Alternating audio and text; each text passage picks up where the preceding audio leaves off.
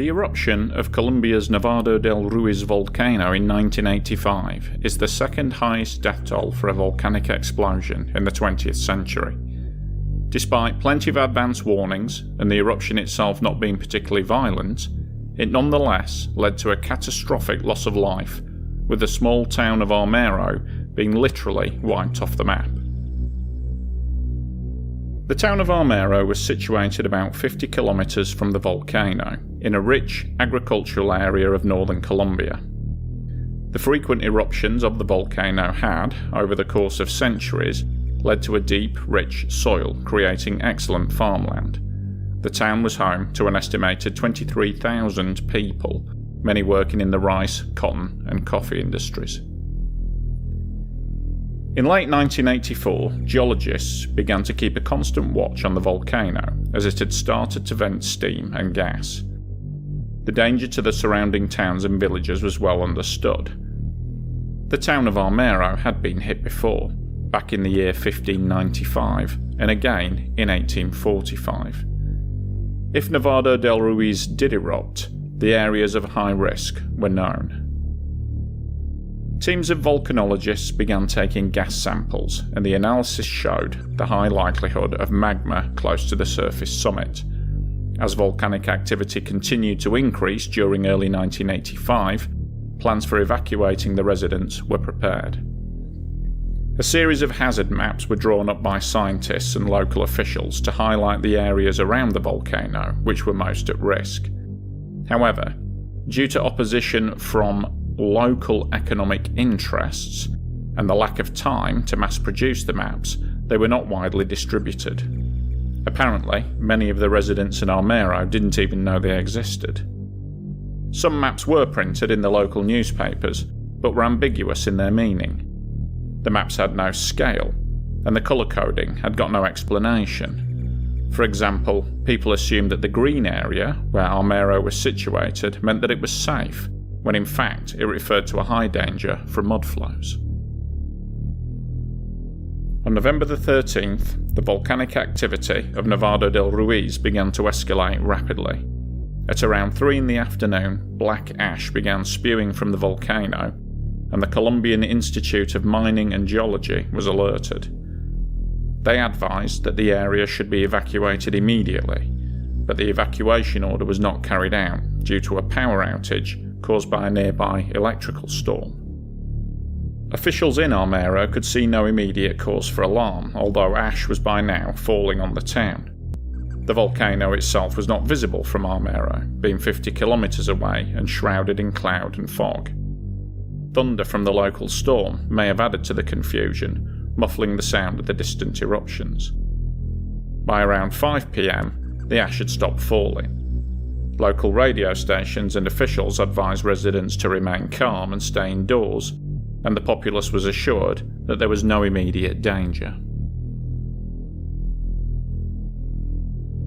Just after 9 p.m, the volcano gave an almighty blast, ejecting material up into the atmosphere and releasing pyroclastic flows out onto the ice cap. Although undoubtedly powerful, the eruption wasn't particularly severe in volcanic terms, measuring at just a 3 on the Volcanic Explosivity Index. Indeed, there are no reports of anyone being killed by the eruption itself. The danger came from what happened next. The superheated gases being released from the crater began to melt the ice cap. An estimated 10% of the ice was melted, releasing millions of gallons of ice water, which began pouring down the flanks of the volcano. These floods quickly turned into Lahars, a mix of ice water, mud, pumice stone, sharp rock, with the consistency of runny concrete. Thousands of tons of this material poured into the Rio Lagunilla Valley and headed straight for Armero.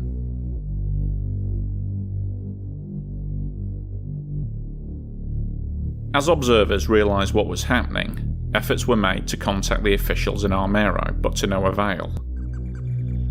Civil defence officials from the nearby towns of Ibagué and Murillo tried in vain to get through on the radio, but contact was never made.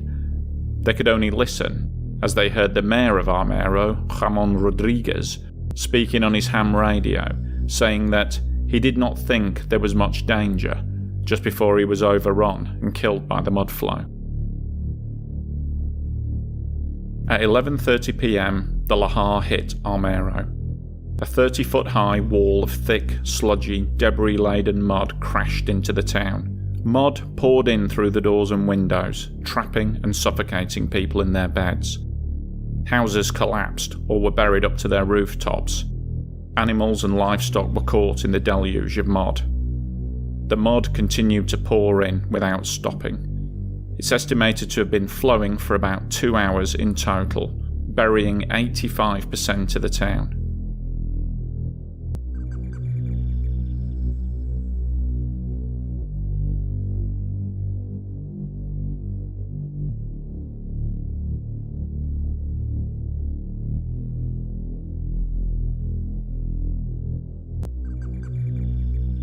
Anyone who survived the initial impact now had to deal with the process of trying to get free from the mud. Many people were still alive but trapped, pinned beneath the debris, able to breathe but not to free themselves.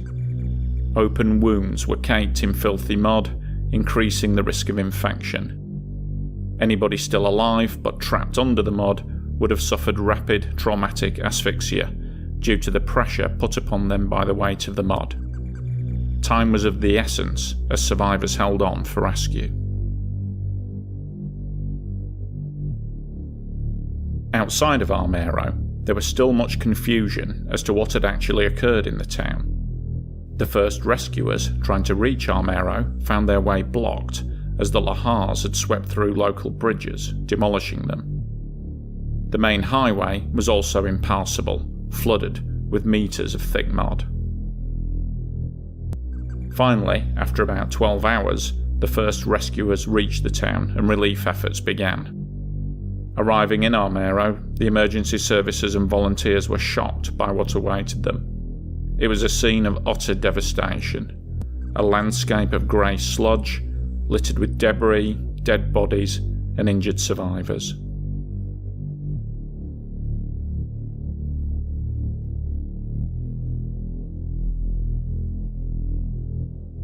Rescuers trying to reach trapped survivors found themselves sinking into the mud, sometimes getting stuck themselves.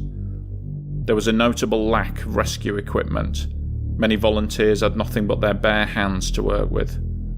The hospital in Armero was gone, so survivors had to be airlifted out by helicopter, a painstakingly slow process. As images of the disaster began to be broadcast globally, more equipment and funds were sent from abroad, but it often arrived too late to be of any use. Relief teams from all across Colombia came to the scene. About 1,500 survivors were treated in the nearest hospitals and makeshift clinics spread out around the town. Of these, 150 people died due to complications arising from infections, highlighting the lack of antibiotics and basic facilities available in the immediate aftermath of the disaster. The 4,000 volunteers and relief workers carried on with this task for a week, after which time the decision was finally made to call off the search for any further survivors. The final death toll was estimated to be around 24,000 people, with a further 200,000 made homeless and 4,500 people injured. It's the worst death toll caused by a volcano since the eruption of Mount Pelée in 1902.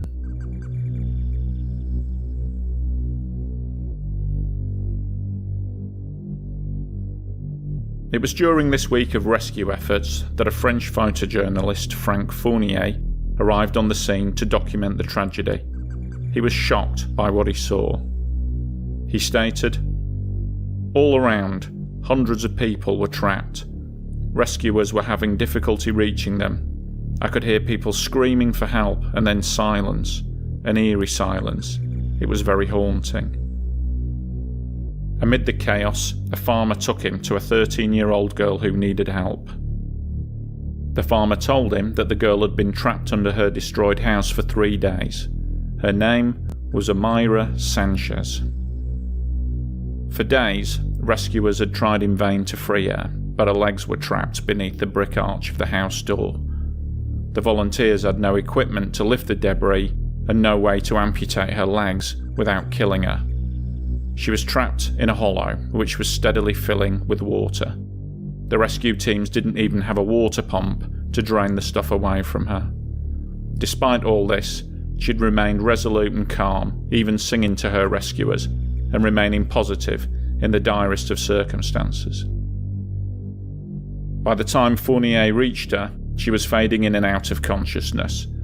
Seemingly aware that she was at her last, she asked the volunteers to leave her, saying that she needed to rest. The photographer stayed with her until she died, about 3 hours later. His famous photograph of her won the 1986 World Press Photo of the Year award, and to many she became the human face of the tragedy. It also became a symbol of the outrage felt by many as to the seemingly inept response of the Colombian government to the disaster. The lack of equipment, the delayed rescue response, the failure to adequately warn the local population or act on warnings which had been given, the fact that neither the police or the military were mobilised in the aftermath of the tragedy. To many, it seemed that the death toll could have been much lower if the government and state officials had just gotten their act together sooner and done something. After all, the mayor of Armero, other local officials and scientists had been warning them all year about the danger posed by Nevado del Ruiz. The town of Armero was never rebuilt. It remains there to this day, half buried in rock-hard mud, the ruins slowly being overgrown. Today it receives its share of tourists, there's a small museum and visitor centre. Also, people wanting to visit the spot where Amira Sanchez died have slowly transformed this site into a kind of shrine. Many visitors to this spot say that they find comfort and fortitude in their own lives by remembering the girl who endured so bravely all those years ago.